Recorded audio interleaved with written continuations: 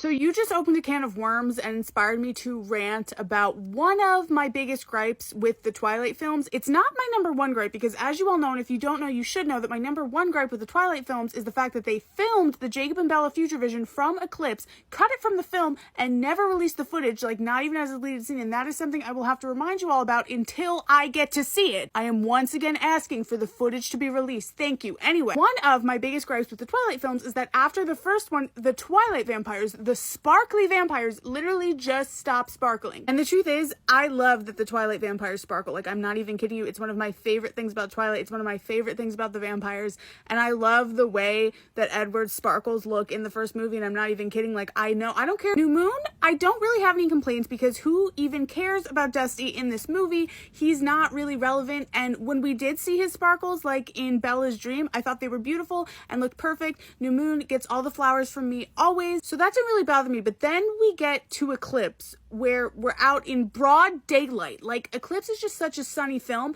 and there's not a sparkle in sight. Which, like, if we're going to skimp on the Twilight vampires' most distinguishable trait, which is their sparkles, which, like, why would you do that? Then why would you choose to make the film so sunny? The only time you can kind of see an eclipse is at the end in the meadow there, where Bella does her curse, not like other girls, Cole Sprouse.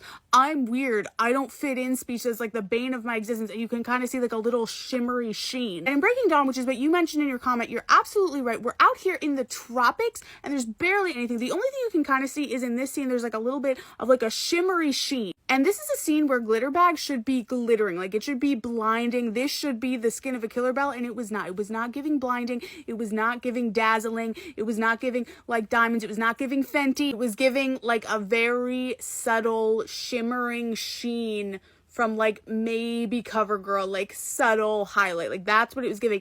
If that, and you can't even really even see it here. That's just not acceptable. So all this to say that I completely agree with you.